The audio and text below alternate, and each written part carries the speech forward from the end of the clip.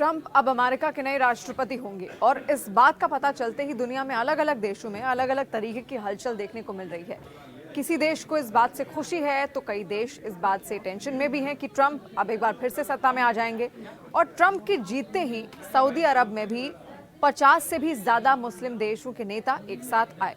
33 सूत्रीय एजेंडा वहां पर तैयार किया गया। अब क्या है ये 33 सूत्रीय एजेंडा और क्यों ये तमाम राष्ट्राध्यक्ष एक साथ आए, इस पर ही हम बात करेंगे। सऊदी अरब की राजधानी रियाद में अरब और इस्लामिक देशों का आपातकालीन सम्मेलन बुलाया गया। इस सम्मेलन में दुनिया के 50 से ज्यादा मुस्लिम कंट्रीज के सर्वोच्च नेताओं ने हिस्सा लिया, जिसमें सऊदी के क्राउन प्रिंस मोहम्मद बिन सलमान से लेकर तुर्की के राष्ट्रपति रेसेप तैयब एर्दोआन तक शामिल थे। ये सम्मेलन ऐसे वक्त में बुलाया गया जब पिछले हफ्ते ही अमेरिका के राष्ट्रपति चुनाव में डोनाल्ड ट्रंप को एक तरफा जीत मिली। आखिर इस सम्मेलन का मकसद क्या था, सम्मेलन में क्या क्या चर्चा हुई और कौन सा एजेंडा पेश किया गया, समझते हैं। सऊदी अरब में 50 से भी ज्यादा मुस्लिम देशों के जो राष्ट्राध्यक्ष थे वो पहुंचे और सऊदी प्रेस एजेंसी की एक रिपोर्ट के मुताबिक रियाद में आपातकालीन सम्मेलन सऊदी अरब की पहल पर ही बुलाया गया, जिसमें ईरान से लेकर इराक, जॉर्डन, तुर्की, मिस्र, फिलिस्तीन और तमाम अरब इस्लामिक देशों के नेता शामिल हुए। इस सम्मेलन का मकसद ईरान, लेबनान, गाजा और फिलिस्तीन के मसले पर चर्चा और आगे की रणनीति तय करना था।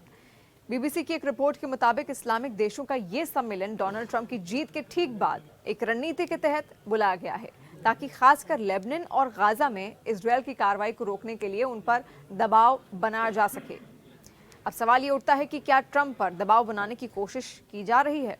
डोनाल्ड ट्रंप इजरायल के प्रधानमंत्री बेंजामिन नेतन्याहू के करीबी माने जाते हैं। वो कई मौकों पर ये कह चुके हैं कि अगर वो सत्ता में होते तो युद्ध शुरू ही नहीं होता। ऐसे में ये माना जा रहा है कि इस्लामिक देश ट्रंप पर एक नैतिक दबाव बनाना चाहते हैं ताकि वो इजरायल की कार्रवाई रुकवाएं। यहाँ एक बात और गौर करने वाली है, सम्मेलन की पहल और अगुवाई सऊदी अरब ने की, जो अमेरिका का करीबी माना जाता है, ताकि ट्रंप पर और दबाव पड़े। अब सम्मेलन में क्या क्या हुआ ये भी समझते हैं। इस सम्मेलन में पहली बार इस्लामिक देशों ने एक स्वर में लेबनान, गाजा, फिलिस्तीन में इजरायल की कार्रवाई के खिलाफ आवाज उठाई, इजरायल के हमलों को फौरन रोकने की अपील की। सऊदी अरब के प्रिंस मोहम्मद बिन सलमान ने दो टूक कहा कि सऊदी अरब इजरायल द्वारा फिलिस्तीनियों के नरसंहार और जनसंहार की निंदा करता है और इसको तुरंत रोकना चाहिए। प्रिंस सलमान ने यह भी कहा कि फिलिस्तीन एक स्वतंत्र देश है और उसको इंडिपेंडेंट कंट्री का दर्जा मिलना चाहिए। इजरायल को तुरंत वेस्ट बैंक और गाजा से अपने सैनिकों को हटाना चाहिए और अंतर्राष्ट्रीय समुदाय को इजरायल पर इसके लिए दबाव बनाना चाहिए। सऊदी क्राउन प्रिंस का इशारा साफ साफ तौर पर अमेरिका की ओर ही था। सऊदी क्राउन प्रिंस ने ईरान का जिक्र करते हुए कहा कि अंतर्राष्ट्रीय समुदाय को उसकी संप्रभुता का सम्मान करना चाहिए और इजरायल पर इसके लिए दबाव बनाना चाहिए। प्रिंस सलमान ने यह भी कहा कि ईरान पर किसी भी तरह के हमले की इजरायल की कोशिश को सऊदी पूरी तरह खारिज करता है। सम्मेलन में मिस्र के राष्ट्रपति अब्देल फतह अल सीसी ने यह कहा कि हम गाजा पट्टी फिलिस्तीनियों की हत्या की निंदा करते हैं। मिस्र हमेशा फिलिस्तीनियों को खत्म करने, विस्थापित करने या गाजा में नरसंहार का विरोध करेगा। उन्होंने आगे ये भी कहा कि मिस्र लेबनान के लोगों के साथ कंधे से कंधा मिलाकर खड़ा है और हमेशा उनकी मदद करता रहेगा। अल-अक्सा मस्जिद का मुद्दा भी उठा। इस्लामिक देशों के इस सम्मेलन में यरूशलेम की अल-अक्सा मस्जिद का जिक्र भी हुआ, उसका मुद्दा भी उठा। मुस्लिम नेताओं ने आरोप लगाया कि इजरायल बार बार अल-अक्सा मस्जिद की पवित्रता का उल्लंघन कर रहा है। सऊदी के क्राउन प्रिंस ने यह भी कहा कि इजरायल बार बार फिलिस्तीन के वैध अधिकारों में दखल दे रहा है और उन्हें खत्म करने की कोशिश कर रहा है, जो किसी तरह ठीक नहीं है। अल-अक्सा मस्जिद इस्लाम के सबसे पवित्र स्थलों में से एक मानी जाती है। इसको लेकर इजरायल फिलिस्तीन के बीच दशकों से विवाद चला आ रहा है।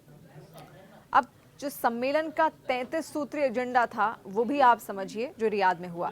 रियाद सम्मेलन में इस्लामिक देशों ने इजरायल गाजा समस्या को हल करने और दूसरे मुद्दों पर एक 33 सूत्रीय मसौदा भी पेश किया।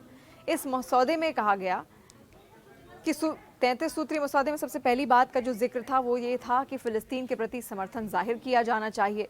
मसौदे में लेबनान, ईरान, इराक और सीरिया के संप्रभुता के उल्लंघन की निंदा की गई। इजरायल गाजा संघर्ष खत्म करवाने के लिए अंतर्राष्ट्रीय समुदाय से अपील की गई। फिलिस्तीन में संयुक्त राष्ट्र के समाधान और अंतर्राष्ट्रीय कोर्ट के फैसलों को लागू करवाने की अपील की गई। फिलिस्तीनियों के कार्य काम करने वाली यूएन की agency United Nations relief and workers फिलिस्तीन यानी कि UNRWA से प्रतिबंध हटाने की मांग भी की गई। तो 33 सूत्रीय एजेंडा यहाँ पर तैयार किया गया और तमाम जो अरब देश थे वो एक साथ इकट्ठा हुए। कोशिश यही रही है कि अमेरिका पर किसी भी तरीके से अब दबाव बनाया जा सकता है, क्योंकि ट्रंप लगभग इन तमाम राष्ट्राध्यक्षों के करीबी ही माने जाते हैं और खास तौर पर वो इजरायल के राष्ट्रपति बेनिमिन नेतन्याहू के भी बेहद करीबी माने जाते हैं। तो ऐसे में दबाव बनाने की कोशिश है ताकि इजरायल का ये युद्ध थम जाए।